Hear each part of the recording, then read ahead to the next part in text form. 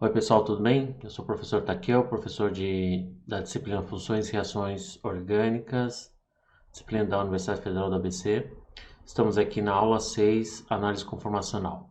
Bem, última aula a gente comentou alguns conceitos básicos de estereoquímica. Vimos as diferenças entre isômeros constitucionais e estereoisômeros, estereoisomeria. Dentro da estereoisomeria a gente pode classificar entre isômeros contendo isomeria cis-trans, isômeros contendo centros quirais, onde a gente usa a nomenclatura R ou S. Mostramos o conceito de quiralidade, que é um dos parâmetros usados para a gente definir a isomeria em termos de centros quirais. Se você encontrar um plano de simetria na sua molécula, ela tem uma grande chance de ser o que a gente chama de aquiral, não ter quiralidade. E o nome dado a esses compostos com configurações R e S apresentando centros quirais são chamados de enantiômeros. São uma classe de estereoisômeros onde eles são distintos pela relação objeto-imagem especular. Os diastereoisômeros também fazem parte de estereoisômeros, mas são aqueles que não têm a relação objeto-imagem especular sobreponível. E na aula passada, na aula 5, a gente teve acesso também a algumas estruturas em perspectiva. A gente aprendeu a usar a notação da ligação em cunha, que é uma ligação mais grossa, a ligação tracejada, que significa que uma ligação está para trás, e a ligação em cunha significa que a ligação está para frente. E vimos também o conceito de projeções de Fischer, onde é representado por uma cruz, onde as ligações na horizontal se referem a substituintes que estão apontando para fora do plano, e as ligações na vertical são aquelas que estão apontando para dentro do plano. Similar a essa estrutura aqui quando a gente usa a notação de estruturas em perspectiva. Vimos também esse link aqui, que é uma ferramenta do JMOL, uma ferramenta bastante interessante para vocês visualizarem moléculas em 3 dimensões a partir de estruturas desenhadas em 2 dimensões. Todos esses pontos vistos na aula passada se referem sempre a configurações diferentes, moléculas que contêm configurações distintas, seja moléculas RS, a notação RS, ou seja a notação cis-trans ou EUZ. Então, para reforçar um pouco os conceitos vistos na aula passada, vamos fazer um exercício bem rápido aqui. A gente tem 3 grupos de compostos separados por essa linha tracejada. E o objetivo desse exercício é descobrir quais desses grupos se referem a compostos quirais, aquirais e compostos meso. Tá? Compostos meso, o que são compostos meso? Eu acho que ficou muito atropelado a aula passada, né? Compostos mesos é definido com compostos que contêm carbonos assimétricos, ou seja, carbonos que possuem uma configuração R ou S, mas a molécula em si é considerada aquiral. Esse primeiro grupo aqui, eu acho que é o mais simples, né? A gente já está vendo aqui, por exemplo, um carbono nessa molécula aqui, carbono com 2 ligações iguais, ligadas ao cloro. Isso aqui sugere ser uma molécula aquiral. Aqui também sugere ser uma molécula aquiral. Ele está ligando ao metil e uma hidroxila. E aqui um CH2, CH2. E para esse lado também um CH2, CH2, né? Na verdade isso aqui é um ciclo, mas se você observar aqui, dá para dividir essa metade em 2, né? Esse ciclo é igualmente de um lado para o outro. Também a gente tem, então, um composto aquiral. Aqui no caso a gente não tem carbono com 4 ligações diferentes também, tá? Aqui é tudo hidrogênio, hidrogênio, hidrogênio, hidrogênio. Aqui é o carbono sp2, sp2, a gente não considera nesse caso. Também é um composto aquiral. Aqui também é o alceno. Se a gente usasse a notação de configuração E ou Z, a gente diria que é um cis ou Z, né? Mas para dizer se são quirais ou aquirais, a gente também diz que é uma molécula aquiral. Então esse grupo inteiro aqui se refere aos compostos aquirais.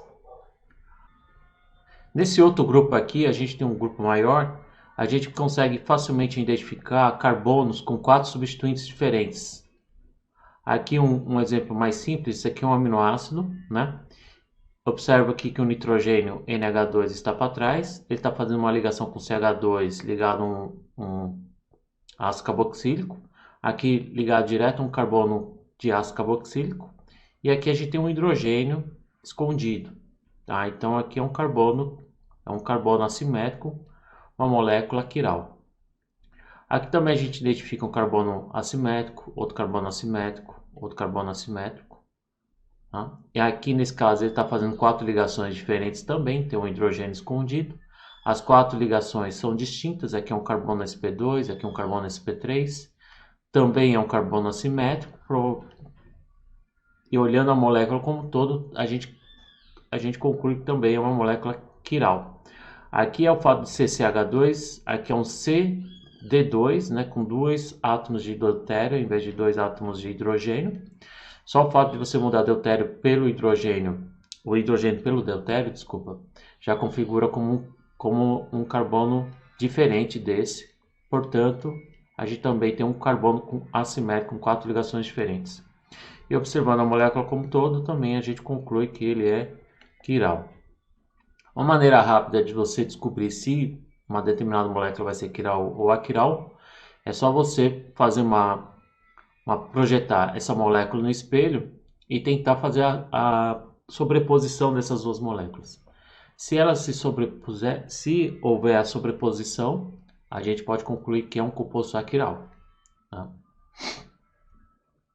Aqui eu tenho uma molécula com vários centros quirais, é uma molécula que não tem simetria, né? Então não tem plano de simetria.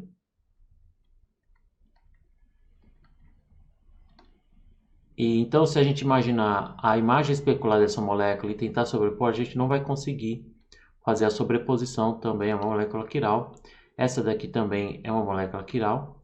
A gente não tem um plano de simetria que distingue, que classificaria como aquiral, né? A gente tem agora uma molécula com 2 carbonos assimétricos. Também é uma molécula quiral. Isso aqui é um aleno. É uma função orgânica bastante específica, mas ela está relacionada também à quiralidade em torno do eixo. Então, é uma função orgânica que é meio complicada de explicar para vocês agora em FRO, mas se você olhar através das duplas ligações, é uma função orgânica de 2 duplas ligadas no mesmo carbono. Tá? E você percebe que aqui eu tenho uma ligação em cunha e uma ligação tracejada e 2 ligações no mesmo plano. Então, se você olhar no eixo aqui das duplas, é como se você olhasse um hidrogênio, né? Um hidrogênio para cima e um cloro para baixo, né? No carbono. E aí, no carbono de trás, a gente teria a ligação metila e o hidrogênio. Ele lembra muito um aleno, né? Uma projeção de Fischer. E se a gente fizer a imagem especular e tentar sobrepor, vocês vão perceber que eles não serão sobreponíveis.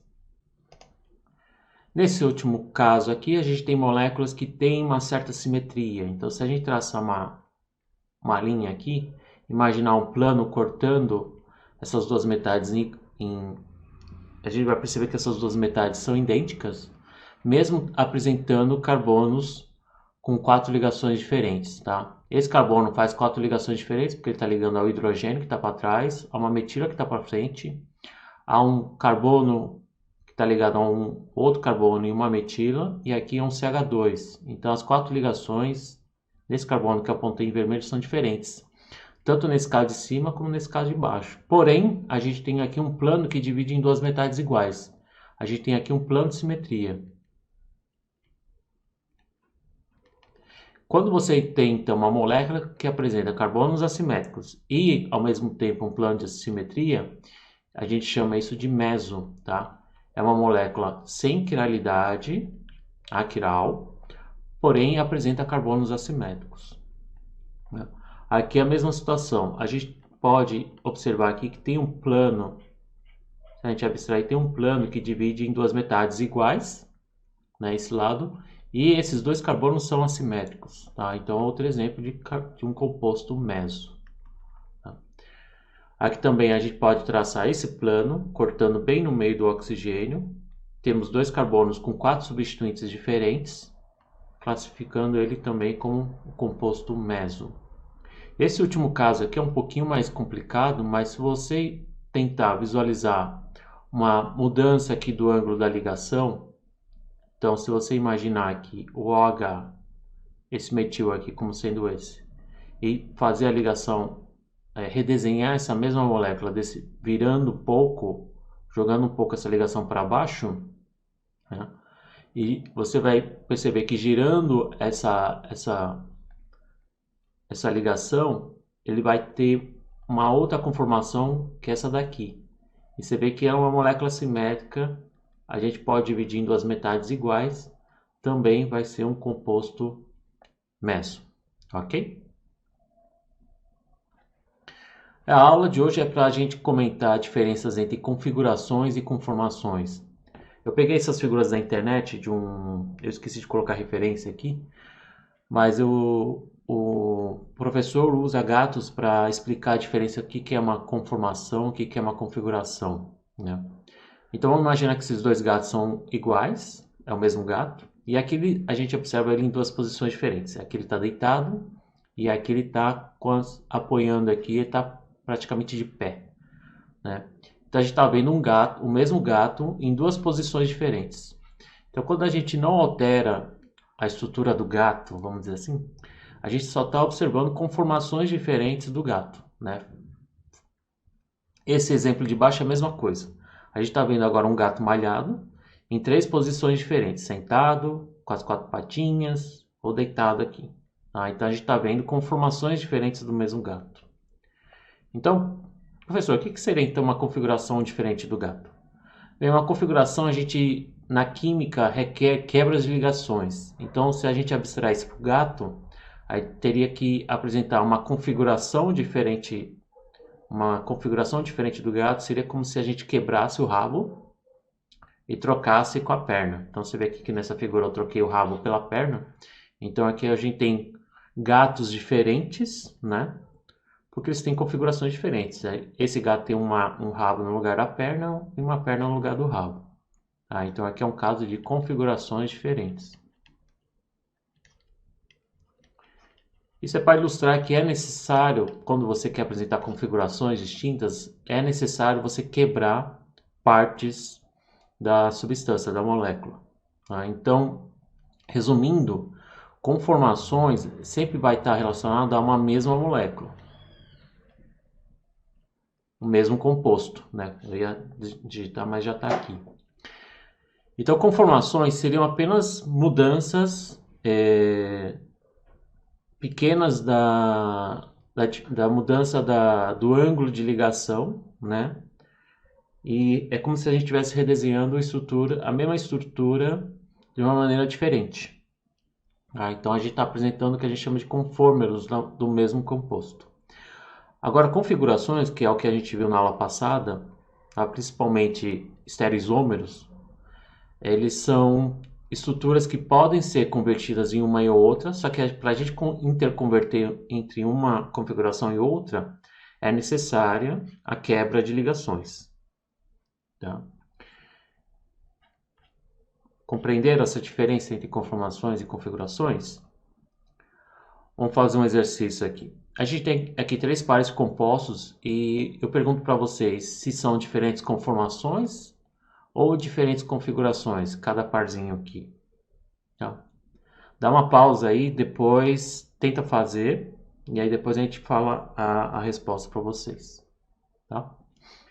Então, uma maneira de a gente descobrir se são a mesma estrutura desenhada de forma diferente, ou são estruturas diferentes, de configurações diferentes, é só a gente usar as nomenclaturas que a gente viu na aula passada de configurações, né? Por exemplo, aqui a gente tem uma dupla ligação, o alceno. Alceno a gente pode usar 2 notações, cis-trans ou Z-UE, né? Aqui, como está lidando hidrogênios aqui, fica mais fácil usar cis-trans, né? Então aqui eu tenho um carbono e outro carbono, 2 ligações apontando em lados opostos, ou se a gente usar o hidrogênio como referência, A gente está vendo aqui os hidrogênios apontando em sentidos opostos. Então aqui a gente tem um alceno trans. Aqui. E nesse aqui, mesmo caso. A gente tem hidrogênios apontando em sentidos opostos. Então a gente também tem um alceno trans. Então essa molécula aqui é um dieno com geometria trans-trans, certo? Isomeria trans-trans.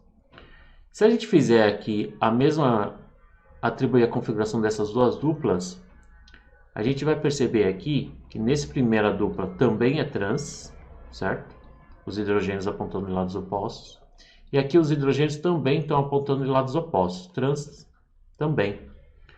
Então, descobrindo a configuração dessas duplas, e a gente percebe que são idênticas as configurações, eu poderia dizer que são conformações da mesma molécula. Diferentes. São diferentes conformações, mas é a mesma molécula. Eu só peguei isso aqui e eu girei um pouco essa ligação. Se a gente olhar agora essa molécula aqui, é uma molécula cíclica, então a gente pode usar a notação também cis-trans, né, para classificar. Ou também, como a gente tem carbonos assimétricos com 4 substituintes diferentes, a gente pode usar a notação RS, a configuração RS, e descobrir se essas duas configurações são idênticas a essas duas aqui. Tá? Se a gente usar a primeira notação, que é cis-trans, certo? Por sistemas cíclicos, a gente percebe aqui que esse OH está para cima, não está bem para cima na vertical, mas ela está inclinada para cima. Esse metil também está direcionando para cima, então a gente tem os dois grupos apontando no mesmo lado. Enquanto que aqui, o OH também está apontando no mesmo sentido que a metila. Então, a princípio, usando a notação cis-trans, a relação entre o OH e o metil é cis, né? Oxe, coloquei trans aqui. É cis. Então, tudo leva a crer que é a mesma molécula em conformações diferentes. Tá? A gente vai ver que é a mesma molécula, tá? Por causa da conformação da estrutura do ciclo hexano que a gente está usando aqui, tá? Então, mais para frente eu vou explicar por que isso aqui é a mesma molécula. Se ainda criou dúvidas, a gente pode partir para notação RS e descobrir qual a configuração absoluta desse carbono e desse carbono. Se forem idênticos aqui e aqui, significa também que vai ser a mesma molécula, e eu só estou representando essas duas estruturas de uma maneira diferente, em diferentes conformações. Nesse terceiro exemplo, a gente tem aqui duas moléculas muito parecidas, né? Eu não sei se ainda são a mesma conformação, são configurações diferentes, mas à primeira vista aqui, essa parte de baixo são idênticas, né? Agora a gente precisa ver aqui em cima se essas duas partes também são iguais, tá? Então, essas duas partes de baixo são idênticas. E aí, o exercício que a gente pode fazer é girar essa ligação, né? A gente pode girar o metil, colocar o metil no lugar do hidrogênio. O hidrogênio vai ficar no lugar do ácido. E o ácido vai ficar no lugar do metil. Então, se essa rotação aqui, nesse eixo, se a gente girar nesse sentido aqui, a gente vê que o metil fica para trás, o hidrogênio vai ficar no plano e o ácido vai ficar no lugar do metil. Então, tudo leva a crer que vai levar a essa estrutura, ou seja, é a mesma molécula também, em conformações diferentes. Professor, foi muito rápido. A gente pode usar também a notação RS, então, tá? Nesse carbono vai ser igual desse, certo? Então, vamos fazer só desse de cima para ver se vai ser a mesma molécula. Aqui é mais fácil porque o hidrogênio está para trás. Então, a gente faz a ordem de prioridade 1 para esse carbono, porque está ligado a 2 oxigênios. 2 é esse carbono, porque ele está ligado a um carbono com oxigênios. E 3, a metila. E 4 é o hidrogênio mais simples. O hidrogênio já está para trás. Então, a gente tem uma relação 1, 2, 3. Então, ele está girando no sentido anti-horário. Anti-horário é S, né? Então, a configuração absoluta desse carbono é S. Se a configuração absoluta desse carbono for a mesma, significa que vai ser a mesma molécula. Vamos ver. Então, atribuindo as prioridades. Primeiro, esse substituinte, de novo, por causa do oxigênio, que tem o maior número atômico. Depois é esse aqui, porque aqui o carbono ele está ligado a um outro carbono com oxigênios, né? E o terceiro aqui é esse, e o quarto é o hidrogênio. Tá? O hidrogênio está no mesmo, está no plano do papel, então a gente é obrigado a gente virar um pouco esse hidrogênio, jogar o hidrogênio para trás.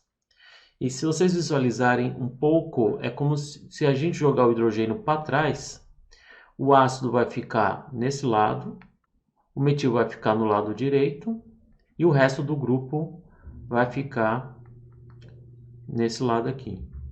E o hidrogênio vai ficar para trás, tá? Então a gente vai ter a prioridade 1, 2, 3. É a mesma, no mesmo sentido aqui, tá? Então girando a partir de menor prioridade para o grupo de maior prioridade para o grupo de menor prioridade, a gente vai descobrir também que o anti-horário também vai ser S. Então, comprovei de outra maneira que também é a mesma molécula, são apenas conformações diferentes. Bem, se os exemplos aqui que a gente viu agora foram todos de mesma molécula, aqui a gente tem exemplos de similares, né, do slide anterior, só que de configurações diferentes. Tá? Como que eu sei que são configurações diferentes? Lá atrás a gente viu que era trans aqui e trans aqui, né, a mesma molécula do slide anterior. Só que aqui agora, ó, eu tenho hidrogênios apontando para o mesmo lado, tanto aqui como aqui nessa outra dupla. Então eu tenho um dieno cis-cis. Cis-cis, trans-trans significa que são configurações diferentes, né? Então, só o fato de você já ter uma configuração diferente, a gente já pode concluir que são moléculas diferentes de configurações, moléculas distintas por causa das configurações distintas, né? Então a gente tem aqui moléculas isômeros, tem a mesma conectividade, estereoisômeros, mas de configurações diferentes. Nesse caso aqui, a gente já consegue observar rapidamente uma configuração diferente. Essa estrutura era idêntica do slide anterior, né? O OH e o metil apontando no mesmo lado, a gente tem um sistema cis. Só que só de olhar aqui o OH para baixo e o metil para cima, a gente já tem uma relação agora trans entre esses dois substituintes. Então, de novo, vai cair nessa mesma situação. Então, são configurações diferentes. Neste último aqui, a gente tem esse grupo ainda igual aqui, então eles não mexeram. Mas aqui, se você bater o olho, também a gente percebe que foi necessária a quebra e a troca de ligações. O hidrogênio está no mesmo lugar, tanto aqui quanto aqui.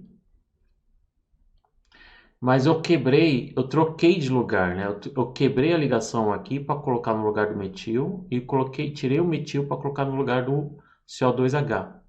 Então, só o fato de você observar que houve troca de ligações, já confere que são configurações diferentes. Se você fizer aquele exercício de descobrir o R e o S, você vai descobrir que são configurações diferentes. Aqui vai ser o S e aqui vai ser o R, creio eu. Tá? Só reforçando aqui, então aqui vai ter a mesma configuração. Qual que é a relação de estereoisomeria entre esses dois aqui? Creio que eles são diastereoisômeros. Então provavelmente a gente vai ter aqui aqui seria o SS, deixa eu ver se é o SS. 1, 2, 3, isso. Tá? E aqui vai ser o SR. Então a relação de diastereoisômeros é porque eles não são objeto imagem. A gente tem aqui um diastereoisômero SS, né, que é esse aqui, SS, e RS, tá? Então é esse tipo de relação que a gente está observando aqui.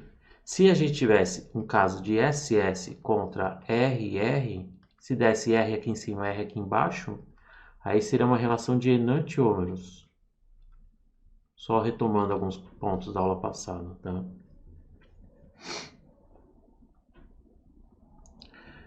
Bem, a gente viu tanto na aula passada e a gente está revendo aqui na aula de hoje, o fato das duplas não terem uma rotação livre, né? A gente viu exemplos de conformações diferentes que foi simplesmente girar a ligação através da ligação simples carbono-carbono.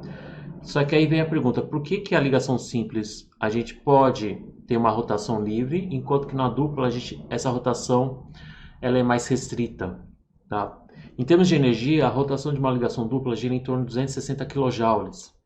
E é uma energia relativamente alta, né? Você precisa de uma energia para você girar em torno da dupla ligação. Por que essa energia é muito alta? Porque enquanto na ligação simples a gente tem uma ligação do tipo sigma, né? Existe essa rotação aqui permite girar livremente por causa do caráter da ligação sigma.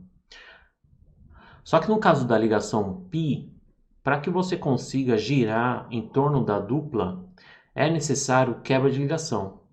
Enquanto que na sigma a gente não é necessária a quebra de ligação, para você conseguir girar uma dupla ligação, é necessário você fornecer uma energia capaz de promover um elétron do orbital ligante para o orbital antiligante, para promover a quebra da dupla, para então a gente conseguir rotacionar, girar através do eixo dessa ligação. Por isso que a energia para você transformar um composto cis no composto trans é alta. Ela é alta o suficiente para que a gente consiga ter essas espécies com compostos distintos, né? Então por isso que essa dupla não gira tão fácil. Mesmo assim, vem a questão aqui, porque essa informação é importante, por que mesmo ela girando livremente, eu tenho ainda uma certa barreirinha, uma barreira energética para que essa rotação gire, né? Por que ela não gira tão livremente como a gente imaginaria que giraria, né? Existe uma certa barreira aqui para a gente conseguir girar essa ligação em torno do etano. Por que existe essa barreira? Então aí aí a gente começa a entrar nos conceitos de conformações eclipsadas e alternadas, ou conformações envolvendo alcanos lineares, né? No caso do etano, a gente tem aqui a disposição que a gente costuma ver nos livros, né? E quando a gente desenha eles em programas de desenho tridimensional, que é mostrando o carbono com 2 hidrogênios para baixo e um hidrogênio para cima, e o carbono vizinho com os 2 hidrogênios para cima e um hidrogênio para baixo. Essa conformação a gente chama ela de alternada. Quando a gente gira 60 graus, ou seja, pega uma ligação e gira em torno de 60 graus aqui, a gente vai ter um certo pareamento, né? As ligações carbono e hidrogênio vão coincidir, né? Então, quando a gente tem esse pareamento das ligações, a gente chama isso de conformação eclipsada. E se a gente girar mais 60 graus, a gente volta a ter a conformação alternada. Essas duas conformações, no caso do etano, são as principais conformações que a gente encontra no etano. Na verdade, cada molécula existe infinitas conformações. As duas principais são essas duas aqui. E essas conformações, elas podem ser facilmente observadas se a gente mudar o ponto de vista aqui, se a gente olhar através da ligação carbono-carbono. Tá? Então, se a gente olhar na direção da ligação carbono-carbono, a gente vai ver algo parecido com isso daqui, né? Aqui a gente tem um modelo do etano. Se a gente olhar aqui nesse eixo aqui do carbono, a gente vai ter algo mais ou menos desse tipo, certo? Então é como se esse carbono tivesse com 6 ligações, né? E aqui a gente está mostrando justamente a conformação alternada, girando um pouco, a gente vai ter a conformação eclipsada, certo? Então, como que a gente poderia representar isso no papel, né? Usando a projeção de Newman. Então o Newman propôs desenhar essa visualização dessa maneira. O primeiro carbono aqui é esse do ponto, onde a gente vai ver as 3 ligações de frente, os 3 hidrogênios, no caso do etano. E o carbono de trás vai ser essa bola maior aqui, tá? Para destacar que ele está ligado a um outro carbono, um carbono atrás. Então a forma de visualizar, continuando aqui, passou o caminho da pamonha. O carbono de trás ele representa como essa bola maior, e as ligações nesse carbono são essas daqui, que partem a partir dessa bola maior. Então as 3 ligações do carbono de trás estão mostradas aqui. Nessa projeção de Newman, a conformação que a gente está observando é a conformação alternada, né? Ok? Então, aproveitando aí da projeção de Newman, que é essa daqui, a gente pode representar novamente aquelas conformações alternadas e eclipsadas usando as projeções de Newman. Então, na conformação eclipsada, a gente observa bem uma aproximação das ligações carbono e hidrogênio, né, um pareamento das ligações. E aí, girando um pouco mais, em torno de 60 graus, a gente tem de volta a conformação alternada. Então, para responder por que existe ainda essa barreira, está muito relacionado a isso daqui, a conformação eclipsada. A conformação eclipsada ela tem mais energia, ela é um pouco mais instável que a conformação alternada, porque as ligações carbono e hidrogênio elas vão se aproximar com o carbono e hidrogênio do carbono vizinho, né? E isso causa uma certa repulsão. A repulsão vai ser maior entre as nuvens eletrônicas das ligações carbono e hidrogênio, né? Porque elas vão estar mais perto uma da outra. Enquanto que na conformação alternada também existe a repulsão, só que a repulsão vai ser menor. Então, relativamente, a conformação eclipsada vai ser mais estável. Ok? Então, a gente tem essa alternância de energias entre conformações alternada e eclipsada, à medida que a gente for alterando a ligação, o ângulo entre as ligações carbono e hidrogênio. Agora vamos pegar outro exemplo aqui, o propano. E no caso do propano, como que seriam essas conformações? Bem, então a gente teria um dos substituintes, vamos considerar agora um CH3 ou metil, né? É a mesma notação. Então, se a gente olhar através de a ligação entre 2 carbonos, a gente pode ter essa projeção de Newman aqui, onde um dos substituintes é o CH3. Então, a gente pode ter, de novo, as conformações alternadas, né? Ou as conformações eclipsadas. Só que agora, em vez das eclipsadas serem entre hidrogênio e hidrogênio, vai ter pelo menos um grupo metil vai ficar sempre pareando com um hidrogênio. E essa barreira rotacional que a gente viu de 12 kJ do etano, ela vai ser um pouquinho maior agora para o propano, justamente por causa desse CH3 aqui. Tá? Esse CH3 ele ocupa um espaço um pouco maior, e isso vai causar uma repulsão um pouquinho mais acentuada aqui nas formas eclipsadas. Tá? Então, no caso do propano, a gente vai ter uma energia, uma barreira, aqui está em quilocal, tá? Então, transformando em quilojoule, vai dar em torno de 14, perto de 13, 14, ela vai ser um pouquinho mais alta do que a energia, a barreira do etano, por conta desse grupo aqui que vai ocupar um espaço maior, né? E vai causar uma repulsão um pouquinho maior do que no etano. Vamos pegar um caso mais difícil agora, o butano. Essas conformações do butano, a gente usando ainda a projeção de Newman, a gente pode pegar os 2 carbonos do meio, né, do butano. Então a gente pegando os carbonos 2 e 3 do butano e fazendo a projeção de Newman, a gente pode ter pelo menos essas 5 conformações principais. Quando a gente tem os 2 CH3, o do carbono de trás para baixo, e o do carbono da frente em cima, né? Isso a gente chama de antiperiplanar. E à medida que ele for girando um pouquinho, vamos girar em torno de 60 graus para cá. A gente vai ter essa conformação eclipsada, que a gente chama de anticlinal, onde eu tenho hidrogênio com CH3 e hidrogênio com CH3. E aí, se eu girar um pouco mais de 60 graus, eu vou ter essa conformação que a gente chama de gauche, ou sinclinal, onde os dois CH3 estão relativamente próximos.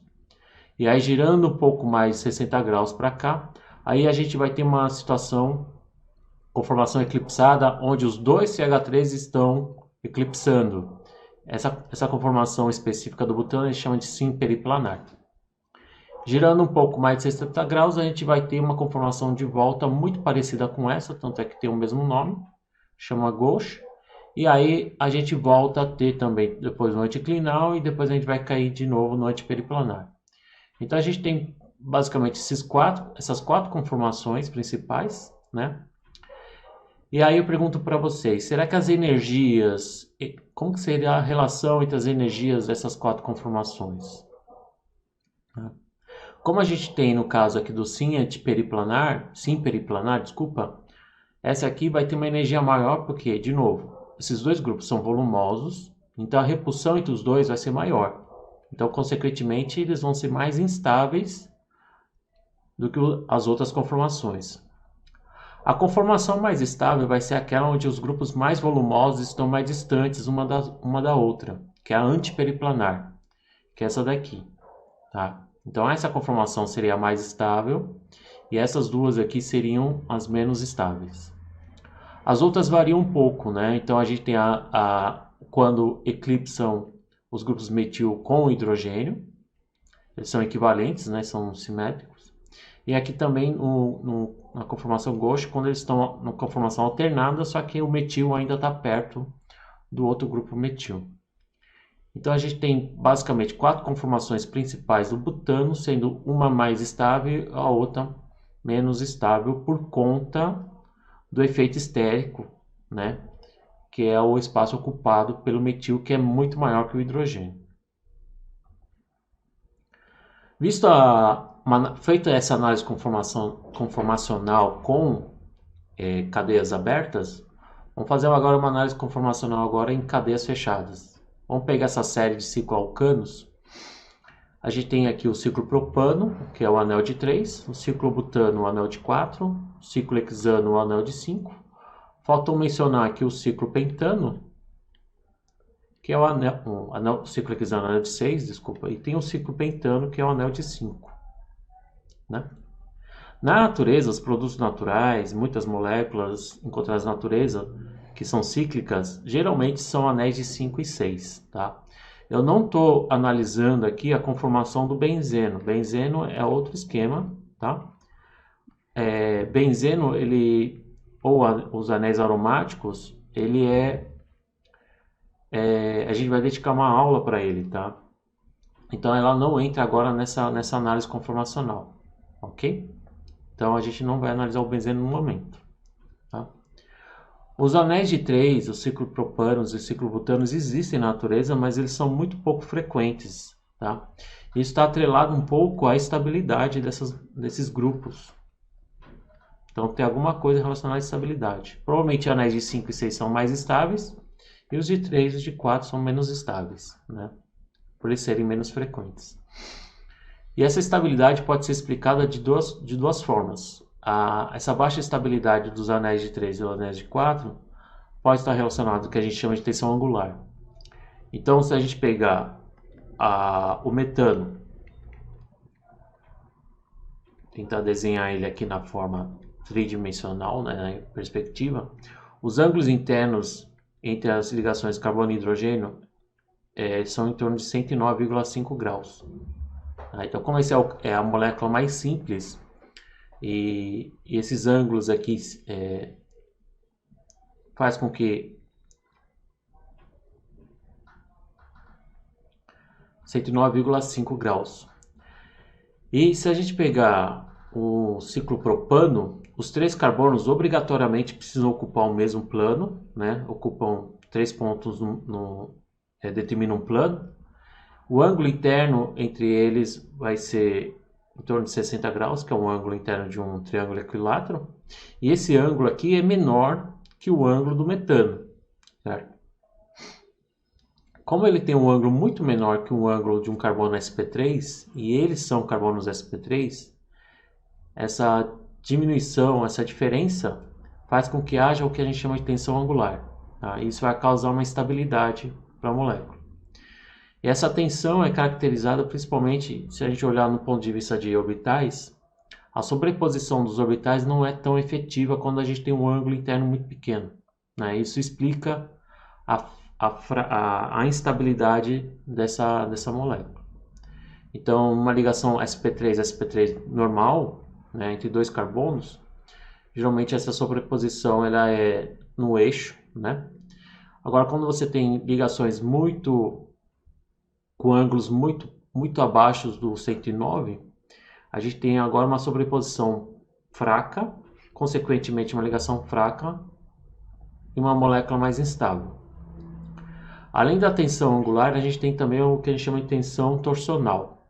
O que é essa tensão torsional? Como esses três carbonos estão obrigatoriamente no mesmo plano, as ligações carbono e hidrogênio elas acabam ficando eclipsadas aqui, ó, aqui e aqui. Então essa ligação vai ficar eclipsada com essa vai ficar eclipsada com essa vai ficar eclipsada com essa e essa vai ficar eclipsada com essa.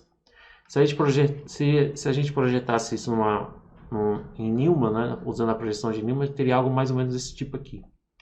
Ok? Então, além do ângulo interno ser menor que 109, a gente também tem o que a gente chama de tensão torsional, que é causada pelas essas ligações CH eclipsadas. Ok?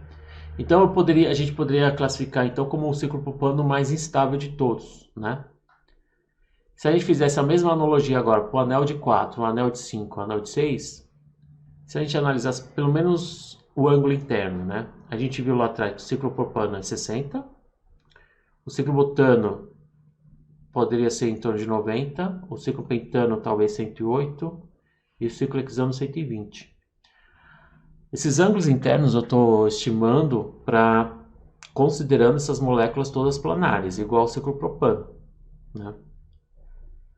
Então, fazendo uma analogia rápida com o ângulo interno, o ângulo da ligação CH do metano de 109, eu poderia supor que o ciclo propano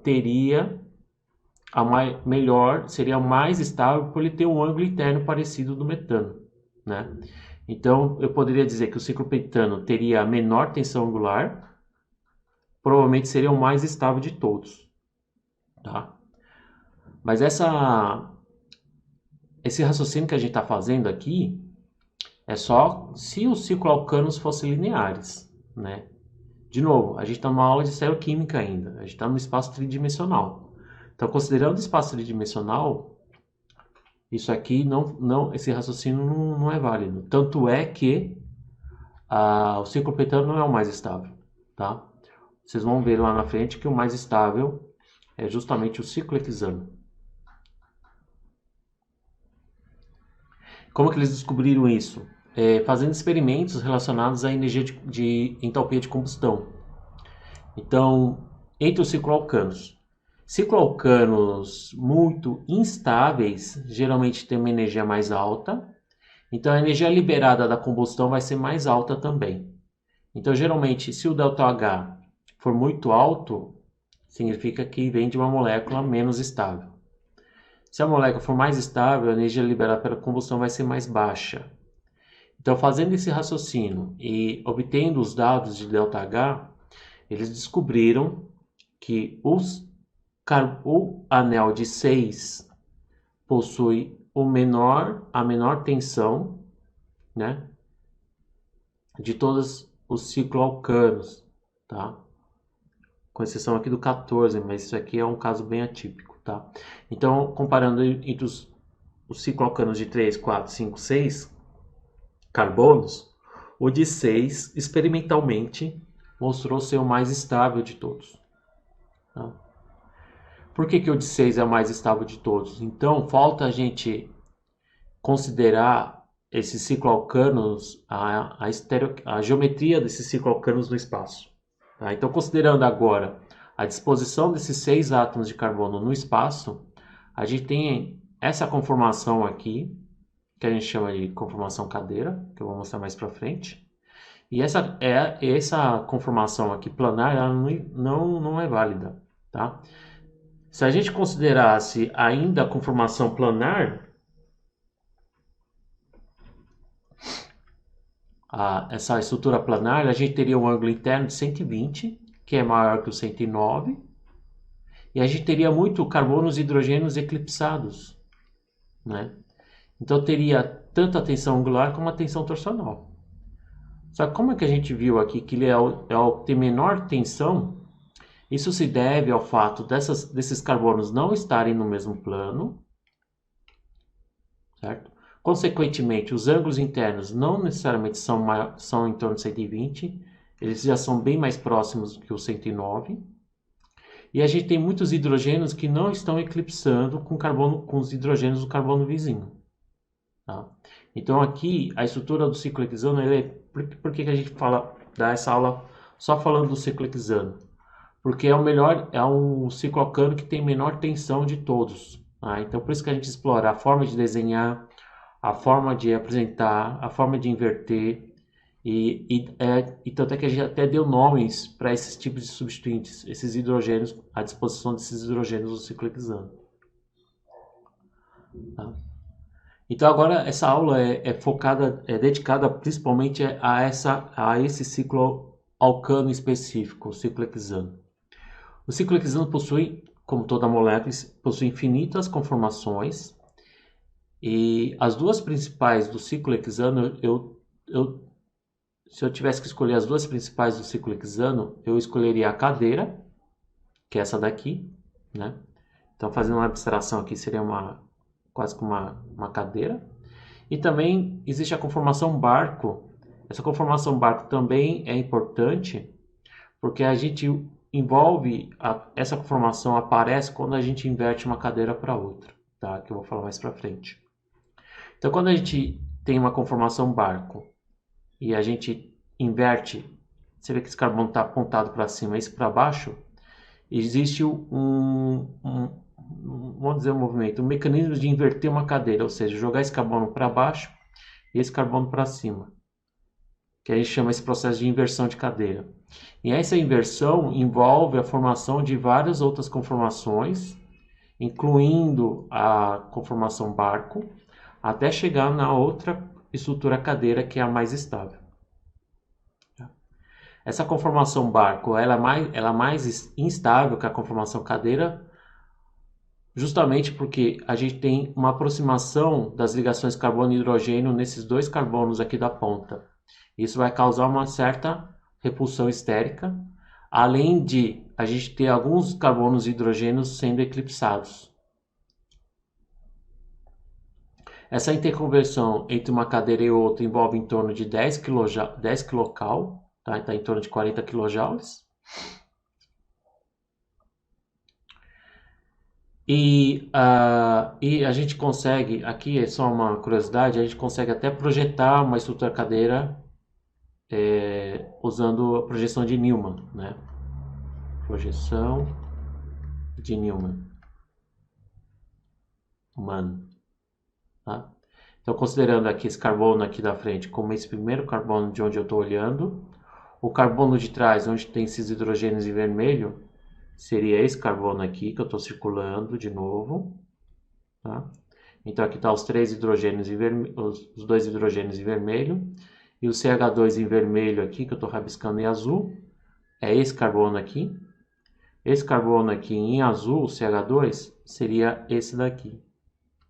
Continuando as ligações entre esses dois carbonos, a gente teria então esse outro carbono e esse outro carbono aqui, que são justamente este, que vem do azul, e o de trás, que vem do carbono roxo, que são esses daqui. Então a gente tem uma outra projeção de Newman aqui nesse outro carbono.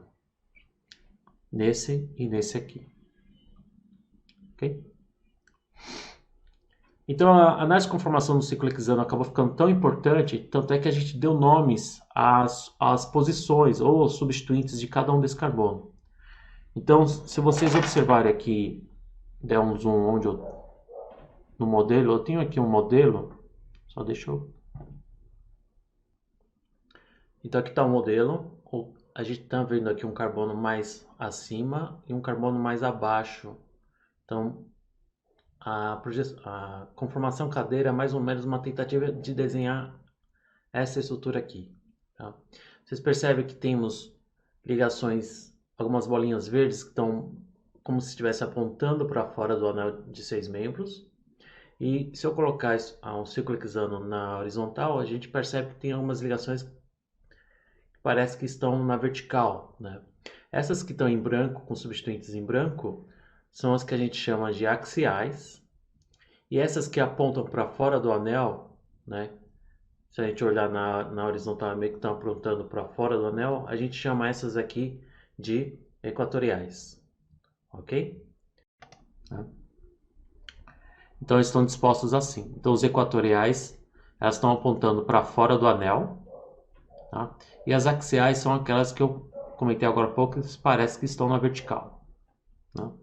E saber desenhar corretamente essas posições axiais e equatoriais do ciclo hexano é bastante importante. Então, o objetivo da aula de hoje pelo menos, por mais que eu tenha comentado bastante, tenha mostrado bastante informação a respeito de análise conformacional, eu gostaria muito que vocês prestassem atenção nesses 4 tópicos aqui. O que é como desenhar a estrutura cadeira, como inserir essas ligações axiais e equatoriais, como inverter a cadeira, que é bastante importante, e como a gente estima qual que é a conformação mais estável entre duas estruturas de duas conformações da mesma molécula.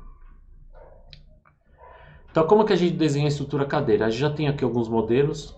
Lembre-se que a cadeira se assemelha muito a esse logotipo aqui dessa marca de cerveja, que não sei se eu falar no YouTube vai dar problema. Ok? Então, como é que a gente desenha? Eu vou mostrar a forma que eu costumo desenhar a estrutura cadeira. Tá? Então, eu vou usar esse modelo aqui como molde. Então, a gente começa traçando 2 retas paralelas, descendo. Não descendo tão inclinado assim, tá? Você vê que eles não saem do mesmo ponto, elas estão um pouquinho deslocadas, né? Tá? Então você faz uma reta descendo, paralela, a outra também descendo, um pouquinho aqui, tá? Se você imaginar um pontilhado aqui, ó, tá? Essa outra reta, se eu subir, ela tem a mesma distância que essa e ela vai parar no mesmo ponto que esse ponto aqui, tá? Então você faz meio que um V bem aberto, subindo. E essa reta tem que ser da mesma distância dessa daqui e paralela a essa daqui. Então você faz um V e você faz um V invertido desse lado aqui, certo? E aí acabou, você traça 2 paralelas unindo esses 2 pontos e aí você vai ter a estrutura cadeira.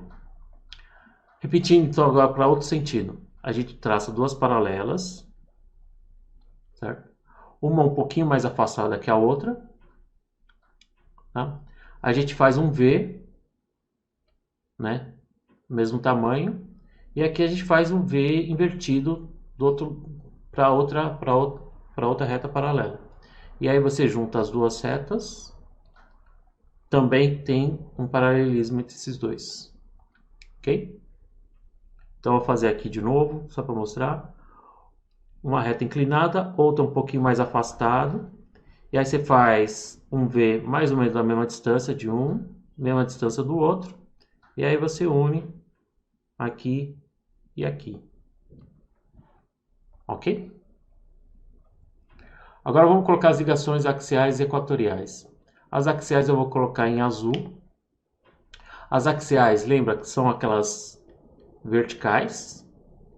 Tá? Então se você desenhar a cadeira desse jeito ou desse, qualquer seta vertical vai ser uma ligação axial. Lembrando que o que estiver apontando para cima, a gente põe para cima. E aí a gente faz uma alternância para cima, para baixo, para cima, para baixo. O que estiver apontando é para baixo, o que estiver apontando para cima, para cima, o que estiver apontando para baixo, para baixo, o que estiver apontando para cima, para baixo. Tá? Então, acertando a primeira ligação axial, é só você ficar alternando. Então, está apontando para baixo, cima, baixo, cima, baixo, cima. Ok?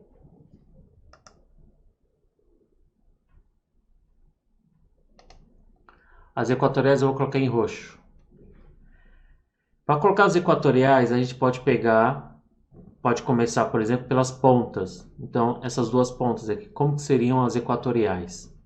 Então, a gente faz uma relação de paralelismo com essas duas paralelas que eu coloquei, que são as duas primeiras paralelas quando a gente desenha a cadeira. Então, essa paralela vai ser paralela a esse equatorial, e isso aqui vai ser paralelo a isso. Tá? E agora, falta colocar as equatoriais nesses outros 4 carbonos aqui. E aí a gente usa uma relação de paralelismo com essas duas ligações aqui. Então, isso aqui vai ser paralelo a isso, e isso vai ser paralelo a isso. Essa ligação vai ser paralela a essa ligação equatorial, isso daqui vai ser paralelo a essa outra equatorial. Tá? Então, vamos fazer de novo aqui. Então, isso paralelo, tá? Apontando para cima. E o que estiver apontando para baixo, você faz uma equatorial também apontando para baixo. Paralelo, paralelo. Paralelo, paralelo. Faltam as duas as pontas, você usa essas duas ligações do meio como referência paralelo a paralelo. Tá? Alguns livros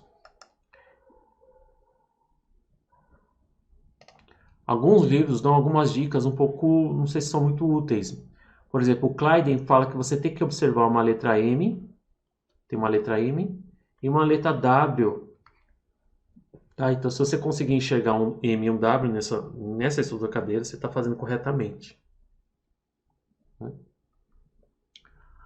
Agora, como que a gente inverte a cadeira? Esse é um ponto interessante também.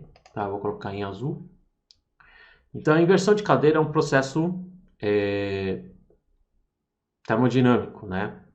Então, se você tem um substituinte, vamos pôr um substituinte axial nesse carbono, vamos chamar de X. Vamos colocar um substituinte equatorial, vamos chamar de Y. Tá? E vamos colocar mais um aqui, equatorial, chamar de Z. Tá? Quando a gente inverte a cadeira, não é simplesmente girar essa estrutura aqui. Inversão de cadeira, ela é mais complicada. Pessoal, a inversão de cadeira consiste em você transformar os substituintes axiais em equatoriais, sem quebrar, sem mudar ligações no lugar. Né? Como é que a gente faz isso? Então a gente tem um carbono aqui que está mais embaixo, né, que é essa daqui.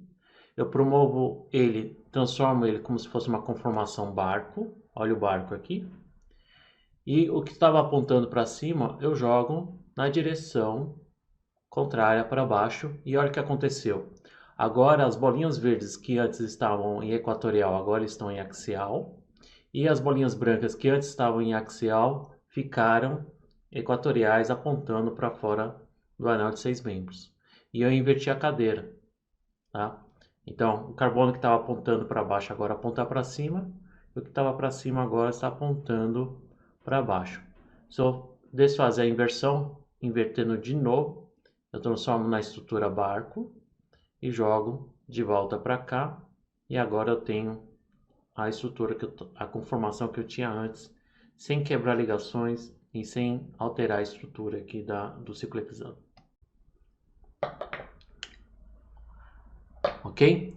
Então, a inversão de cadeira, primeira coisa, você mantém a posição desses substituintes, tá?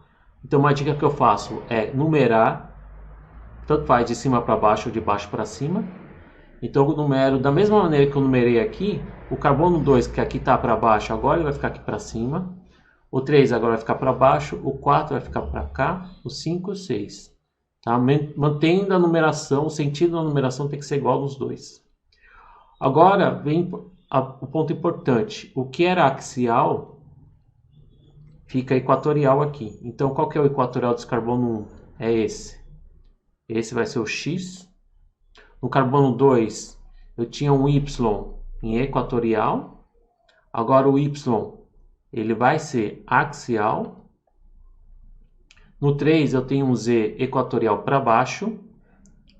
Então, o 3 agora vai ser o axial para baixo. Tá? O que é importante aqui também da inversão de cadeira é que a relação o que está para cima, o que é para baixo, se mantém. Então, aqui o x e o y estão apontando para cima, e eles estão em cis, né? E aqui na inversão, na cadeira, o x e o y continua apontando no mesmo sentido e continuam tendo uma relação cis. O z ele está apontando para baixo nessa cadeira e o z continua apontando para baixo nessa cadeira. Então essa relação estereoquímica precisa ser mantida. Tá? O que está para cima continua para cima, o que está para baixo continua para baixo. Outra coisa importante da análise do ciclo hexano, conformacional do ciclo hexano, é a gente saber estimar qual que é a conformação mais estável. Tá? Então, por exemplo, vamos usar o mesmo modelo ali. Se você tiver um substituinte diferente de hidrogênio, por exemplo, um flúor em axial, como que a gente transformaria, como que a gente inverteria essa cadeira, essa conformação para outra? Ela está apontada para cima, então na inversão cadeira continua apontando para cima, mas eu coloco em equatorial, certo? E qual que seria a conformação mais estável? A com flúor em equatorial ou com flúor em axial? Quando esses grupos que são maiores que hidrogênio estão na posição axial, vai começar a ocorrer uma repulsão estérica entre esses hidrogênios aqui. Então a gente tem uma nuvem eletrônica aqui e uma nuvem eletrônica aqui. E uma nuvem eletrônica desse substituinte. Então vai começar a ter uma repulsão entre esse grupo maior que o hidrogênio com esses outros hidrogênios que também estão em axiais. Então geralmente quando você tem um grupo diferente de hidrogênio, geralmente a gente põe a conformação mais estável, vai ser a conformação com ele em equatorial. Então esse equilíbrio aqui, ele está um pouquinho mais deslocado na direção do equatorial do que do axial. Tá? Outro exemplo disso é o CH3. Então se você colocar o metil na axial, como a gente está vendo aqui, ele vai começar a ter uma repulsão, né? A gente está colocando aqui um símbolo de repulsão. O CH3 é um grupo muito volumoso, então ele vai começar a ter uma certa repulsão e ele vai preferir então ficar na posição equatorial, uma posição mais estável do que em axial. Tá? Tanto é que calcularam isso, determinaram isso experimentalmente, analisando a estrutura então do metilciclohexano, esse equilíbrio está mais deslocado na direção do equatorial do que o axial. Essa tabelinha aqui é só por curiosidade, a gente tem uma relação em função do substituinte, a relação termodinâmica, a variação de energia livre entre preferir ficar de um jeito ou de outro, tá? Então a gente tem o equilíbrio deslocado sempre na direção do substituinte equatorial, tá? Quanto maior, mais deslocado na direção desse substituinte equatorial, em função de diferentes átomos ligados ao carbono, ou grupos ligados ao carbono. Tá? Pode ser que a gente tenha situações em que os dois conformes sejam iguais, quando a gente tem um ciclo hexano substituídos. Então, nesse caso aqui, tanto o azul está em equatorial, e esse CH3 está em axial. Beleza. E aí, quando a gente inverte a cadeira, o que está em azul agora, que estava em equatorial, agora está em axial, e o que está em vermelho, que é axial, fica equatorial. Como esses dois grupos são idênticos, CH3, não vai ter diferença entre uma conformação e outra. Então aqui eu tenho um equilíbrio distribuído para os dois conformers igualmente. Tá? Agora, se você tiver uma relação trans, um CH3 em trans com outro CH3, a gente pode ter uma conformação onde os dois estão em equatorial, e invertendo essa cadeira aqui, a gente pode ter a conformação onde os dois CH3 estão em axial. Por que aqui agora os dois estão em axial? Por causa daquelas regras de desenhar a cadeira. Nessa situação, os dois CH3 estão em cis, tá? Cis, nas posições 1 e 4, obrigatoriamente um vai estar em axial e o outro vai estar em equatorial. Agora, quando a gente tem trans 1, 4, obrigatoriamente os dois vão estar ou os dois em equatorial ou os dois em axial. E aí, nesse caso, eu vou ter uma diferença de estabilidade. O confômero de equatorial vai ser mais estável que o de axial. E quando eu tiver grupos diferentes, né, aí o que vale é o tamanho, creio eu, tá? O CH3 ele costuma ser um pouco mais, ele é um pouquinho maior que o flúor. Vocês podem usar essa tabela como referência. Eles têm uma influência maior que o flúor. Desculpa. Vai ter uma influência maior que o flúor. E, portanto, o CH3 vai preferir ficar na posição equatorial, ou seja, o equilíbrio vai estar deslocado mais para a direita. Só encerrando essa parte de análise conformacional, eu esqueci de comentar sobre os outros cicloalcanos, né? Essa aula inteira é dedicada ao ciclo hexano, mas o ciclo pentano, a gente tem essa conformação, uma das conformações principais do ciclo pentano é essa. Ela lembra um pouco um envelope aberto, né? O ciclo butano, ele tem esse aspecto, parece uma pipa, né? Onde como se a gente tem, não é um quadrado planar, é um quadrado meio que retorcido. É isso, pessoal.